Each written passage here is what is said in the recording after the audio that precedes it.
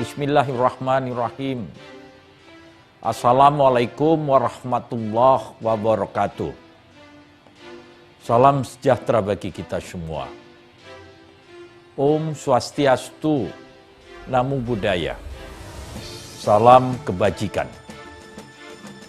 Saya Edi Rahmayadi, Gubernur Sumatera Utara, menghimbau kepada seluruh saudara-saudaraku, masyarakat Sumatera Utara yang saya cintai, agar tidak mudik, baik keluar dari Sumatera Utara maupun masuk ke Sumatera Utara. Ini bertujuan untuk memutus mata rantai penyebaran COVID-19. Saya mohon kepada saudara-saudaraku, ini untuk kebaikan kita bersama.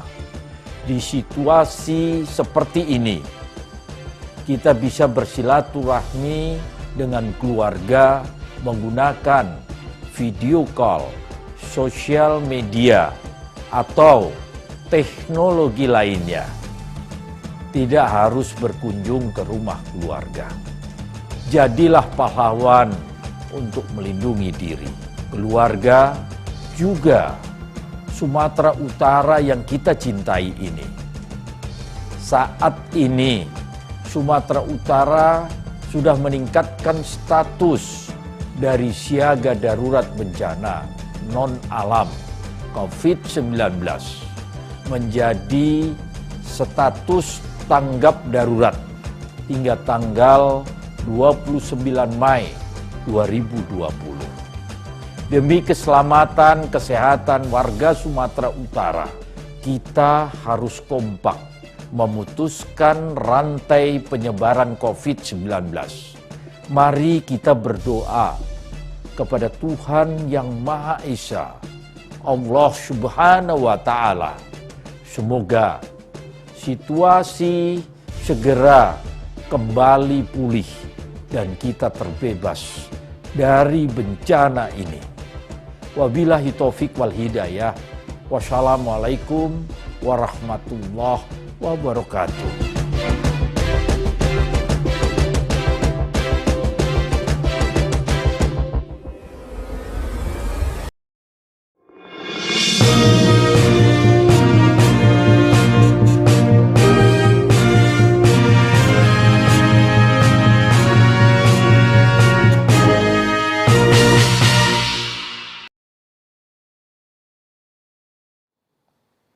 Bismillahirrahmanirrahim. Assalamualaikum warahmatullahi wabarakatuh. Salam sejahtera bagi kita semua, saudara-saudara sekalian, warga Sumatera Utara. Pada hari ini, gugus tugas percepatan penanganan COVID-19 Provinsi Sumatera Utara akan kembali menyampaikan progres penanganan pandemi COVID-19. Kinerja ini adalah bagian dari gambaran kinerja gugus tugas percepatan penanganan COVID-19 yang terkoordinasi dengan seluruh Forkopimda, lembaga, dunia usaha, dan seluruh potensi yang ada di masyarakat telah bersama-sama bersinergi melaksanakan tugas percepatan penanganan COVID-19 sesuai dengan arahan yang disampaikan oleh Gubernur Sumatera Utara. Saudara-saudara sekalian, penyebaran COVID-19 tidak hanya menjadi persoalan kesehatan semata, karena begitu masih penyebarannya. Hal itu telah menimbulkan persoalan lain pada berbagai aspek kehidupan masyarakat, seperti persoalan ekonomi, politik, keamanan, sosial, dan bahkan budaya. Tanpa kita sadari, perubahan pada berbagai aspek tersebut turut mengubah perilaku masyarakat di seluruh dunia.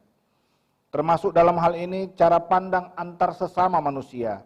Perubahan perilaku dan cara pandang antar sesama manusia juga terjadi di Indonesia, khususnya Sumatera Utara sebagai dampak pandemi COVID-19.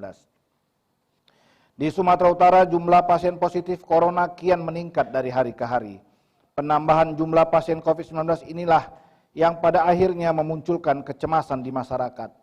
Hal itu juga memunculkan berbagai stigma negatif masyarakat pada pasien maupun orang-orang dengan risiko tinggi terpapar COVID-19. Seperti pada profesi dokter, perawat, dan bahkan pengemudi ojek. Stigma sendiri didefinisikan pada penilaian lingkungan kepada suatu individu atau kelompok tertentu. Penilaian yang diberikan seringkali merupakan penilaian negatif. Stigma yang melekat pada seseorang atau sekelompok orang tertentu seringkali membuat penerima stigma menerima perlakuan diskriminatif dari kelompok mayoritas, sehingga mereka merasa tertolak oleh lingkungannya. Hal ini juga terjadi di Sumatera Utara, seperti yang kita baca banyak di sosial media akhir-akhir ini. Perlakuan diskriminatif kerap diterima oleh para orang yang terpapar COVID-19. Hal ini menimbulkan trauma tersendiri bagi orang tersebut dan keluarganya. Tidak berhenti pada satu kasus tertentu, akhir-akhir ini kasus stigmatisasi dan perilaku diskriminasi pada orang yang terpapar COVID-19 kian marak bermunculan. Contohnya penolakan seorang perawat yang kos di tempat ia tinggal, karena perawat tersebut bekerja di rumah sakit yang menerima COVID-19, serta yang paling ekstrim adalah penolakan pemakaman jenazah korban COVID-19 oleh sejumlah warga. Peristiwa ini menimbulkan pro dan kontra di masyarakat. Kelompok masyarakat pro menilai stigmatisasi dan perilaku diskriminasi tersebut adalah hal manusiawi sebagai bentuk proteksi warga atas kampungnya. Namun di sisi lain perlu dipikirkan juga, apakah proteksi tersebut harus dilakukan dengan cara stigmatisasi dan perilaku diskriminasi yang bahkan pada akhirnya berakhir pada kekerasan. Bukankah seharusnya cobaan COVID-19 ini seharusnya menyatukan seluruh aspek masyarakat, alih-alih justru memecah belah bangsa? Sebuah penelitian Badan Kesehatan Dunia menyatakan bahwa stigmatisasi pada pasien penyakit tertentu dapat menimbulkan berbagai dampak negatif pada pasien. Dampak itu bisa berupa isolasi sosial, kehilangan akses hak hidup dan tinggal, bahkan depresi. Dampak-dampak tersebut akan menghambat penyembuhan diri pasien. Pasien dapat mengalami depresi karena mengetahui, bahkan menerima sendiri berbagai diskriminasi yang dilakukan oleh masyarakat pada orang yang terpapar COVID-19. Hal yang sama juga dapat terjadi pada para tenaga medis yang mengalami perilaku diskriminasi di tempat mereka tinggal. Alih-alih mendapat dukungan masyarakat karena mempertaruhkan jiwa dan raga mereka untuk berada di garda terdepan merawat pasien COVID-19. Beberapa dari mereka justru mendapat perilaku diskriminasi dengan pengusiran dari tempat mereka tinggal. Padahal mereka tentu memerlukan istirahat yang cukup karena sudah berhari-hari berjaga dan bertugas di rumah sakit. Penolakan akan membuat beberapa dari mereka terpaksa kembali bermalam di rumah sakit, sehingga sangat beresiko bagi kualitas kesehatan diri mereka sendiri. Beberapa langkah sudah dilakukan oleh pemerintah, di antaranya dengan telah mengeluarkan respons terkait fenomena ini. Pemerintah telah menyatakan bahwa tindakan penolakan pemakaman jenazah COVID-19 tidak dibenarkan dan tidak mendasar. Karena prosedur pemakaman jenazah tersebut telah memenuhi protokol pemulasaran jenazah yang dikeluarkan Badan Kesehatan Dunia, sehingga tidak akan menularkan warga yang tinggal di area sekitar pemakaman. Begitu juga dengan penolakan petugas medis di sejumlah indekos atau kontrakan. Jelas sekali bahwa perilaku tersebut tidak dapat dibenarkan dan tidak memiliki alasan yang mendasar. Sebab para petugas medis bertugas dengan dilengkapi alat pelindung diri serta berbagai protokol penanganan kesehatan yang sangat ketat. Sehingga transmisi COVID-19 di lingkungan tempat mereka tinggal beresiko minim dan perilaku diskriminasi yang dilakukan masyarakat tempat mereka tinggal tidaklah berdasar. Untuk itu, marilah kita mengedukasi diri agar tidak menjadi kecemasan dan kepanikan yang berlebihan. Saudara-saudara sekalian, COVID-19 memiliki tingkat penyebaran yang jauh lebih tinggi dibanding penyakit yang disebabkan oleh virus corona jenis lain. Oleh karena itu, pembatasan interaksi sosial secara masif sudah diterapkan hampir di seluruh daerah. Hal ini dilakukan sebagai upaya untuk menekan pertambahan kasus per harinya. Beberapa negara yang telah berhasil melewati puncak pertambahan kasus seperti Tiongkok dan Korea masih memiliki pertambahan kasus setiap hari walaupun tidak banyak. Saat ini banyak informasi beredar yang menyatakan terjadinya reinfeksi pada penderita yang telah dinyatakan sembuh. Sebenarnya reinfeksi mungkin saja terjadi, namun belum ada jawaban pasti mengenai hal tersebut. Namun para ahli meyakini ada beberapa kemungkinan yang bisa terjadi.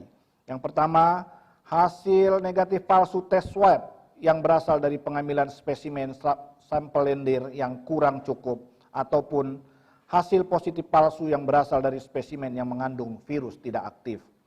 Kemungkinan kedua, virus yang masih sedikit tersisa pada tubuh pasien yang telah dinyatakan sembuh kembali aktif. Hal ini bisa terjadi karena sistem pertahanan tubuh seseorang masih terlalu lemah, sehingga virus bisa memperbanyak diri kembali.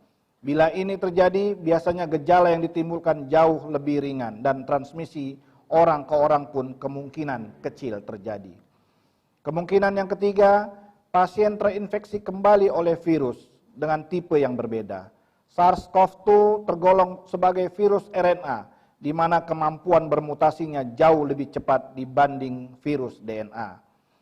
Berdasarkan penelitian baru-baru ini, setidaknya ditemukan 3 tipe virus SARS-CoV-2 yang berbeda. Karena itulah, ada kemungkinan mekanisme memori kekebalan tidak akan berjalan pada pasien yang sembuh dari virus pertama, karena sistem imun tubuhnya tidak mampu mengenali tipe virus yang baru tersebut. Saudara-saudara sekalian, hingga pada hari ini Rabu tanggal 6 Mei 2020 pukul 16.00 waktu Indonesia bagian Barat, Gugus Tugas Percepatan Penanganan COVID-19 Pemerintah Provinsi Sumatera Utara mengkonfirmasi data orang yang terpapar COVID-19 diantaranya. Untuk data-data tersebut, kita lihat dulu pesan-pesan berikut ini.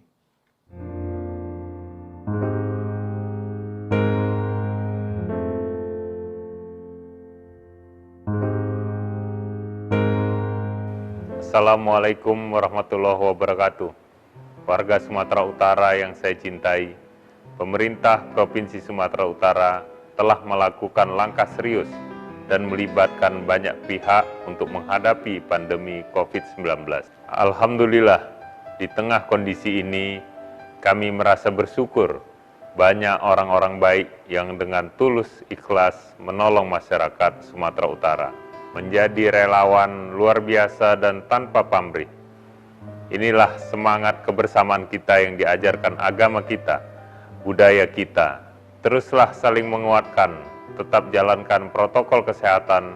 Semoga Allah merahmati usaha kita dan pandemi ini segera berakhir. Assalamualaikum warahmatullahi wabarakatuh. Bersama kita bisa.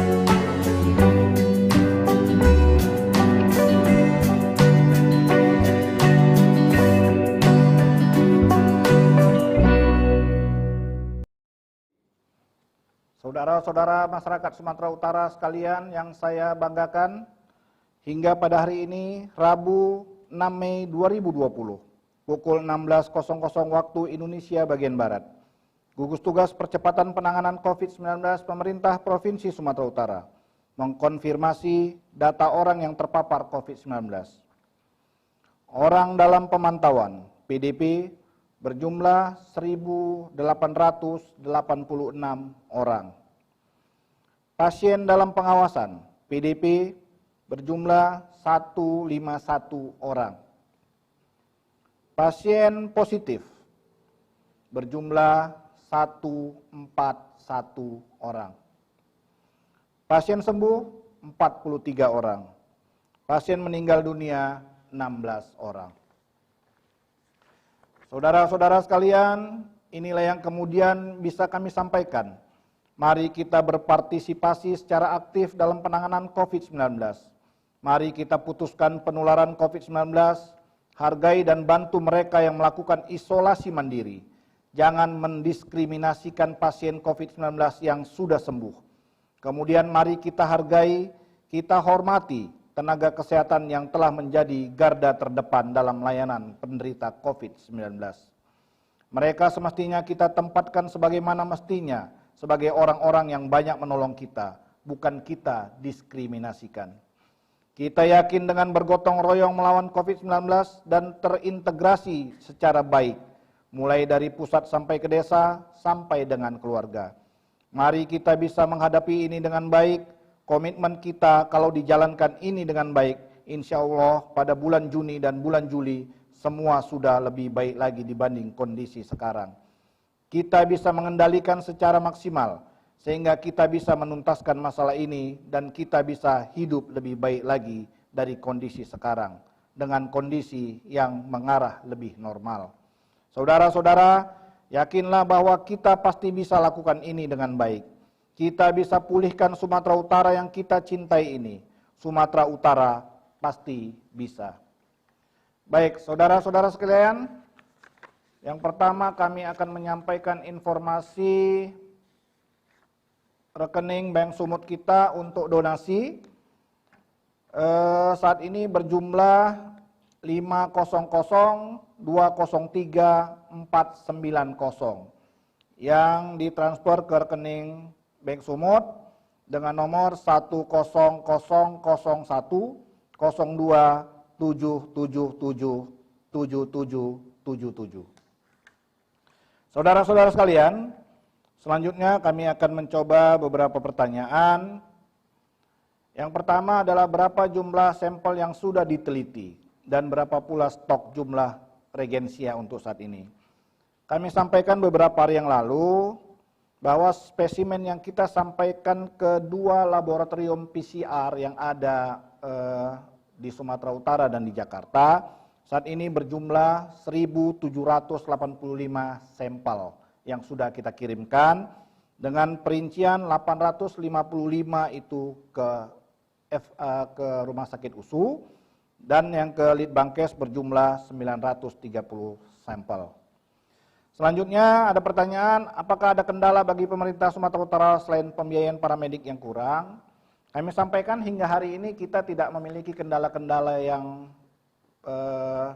berarti, ya, termasuk pembiayaan paramedik. Ya, kami sampaikan bahwa kita tidak memiliki kendala terkait pembiayaan khususnya pembiayaan tenaga-tenaga kesehatan yang bekerja di rumah sakit rujukan kita di Marta Friska dan di GL Tobing.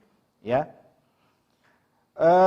Lalu untuk update, mohon update soal hasil PCR 48 tenaga medis positif COVID-19 di Tapanuli Utara. Ya, kami sampaikan bahwa hingga hari ini kita belum menerima data tersebut. Seandainya sudah menerima, kami akan segera sampaikan kepada saudara-saudara sekalian. Selanjutnya, yang terakhir, terdapat info sejumlah turis asing terpaksa tinggal lebih lama di Bukit Lawang. Apakah elemen tersebut juga menjadi sasaran gugus tugas dalam mendeteksi penyebaran virus corona?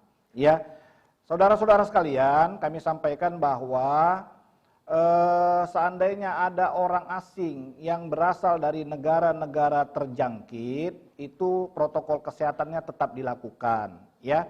Jadi jika saat ini ada ditemukan warga negara asing yang tinggal di salah satu tempat wisata kita di Sumatera Utara, protokol kesehatan pasti dilakukan oleh gugus tugas kabupaten kota yang berada di wilayah kota wisata tersebut. Ya, untuk informasi, saya yakin kawan-kawan dari gugus tugas kabupaten kota akan terus memantau dan melaporkannya secara berkala kepada kami. Baik, saya rasa demikian. Terima kasih atas perhatiannya. Marilah kita tetap berdoa bersama agar Sumatera Utara kita ini yang sama-sama kita cintai dan sayangi bisa segera terbebas dari pandemi COVID-19. Sumut lawan COVID-19, bersama kita bisa.